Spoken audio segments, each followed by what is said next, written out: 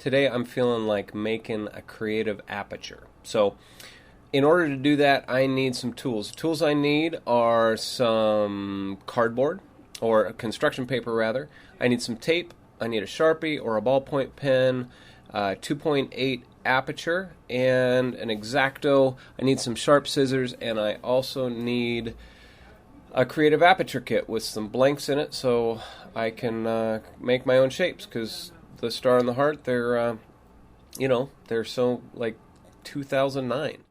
First thing I'm going to do is take the 2.8 aperture. I'm going to draw a circle around the outside, and that's going to show me where to cut it, because I'm going to end up taping my pattern to the 2.8. And then I'm going to draw a circle around the inside, and that's going to tell me how much room I have to work with on my pattern. Next thing I'm going to do is I'm going to draw a funny little shape, and it is going to be whatever. I can do it freehand. I don't really need to worry about messing up a piece of construction paper.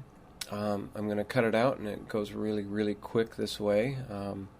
And now I'm going to cut out the outside diameter and tape it to an f2.8 aperture. What that's going to allow me to do is try it out before I've committed to one of my other apertures that I have in the creative aperture kit.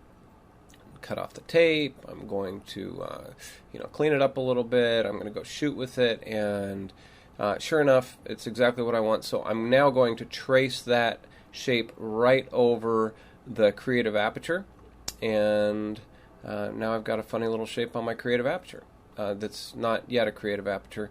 And again, very fast cutout. So one of the tips for cutting out the creative aperture is to go in a short straight line and then turn.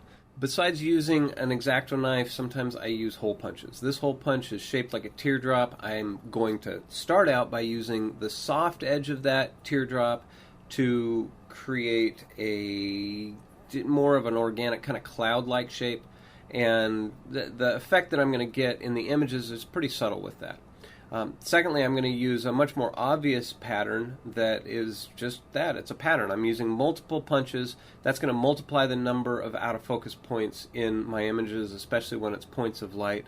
And then the last is an angular shape that's using the pointy end of our beautiful little teardrop to create the aperture. So I'm ending up with 4 different apertures. The first one, I created my own little ghost-type crazy shape. I don't know exactly what it is.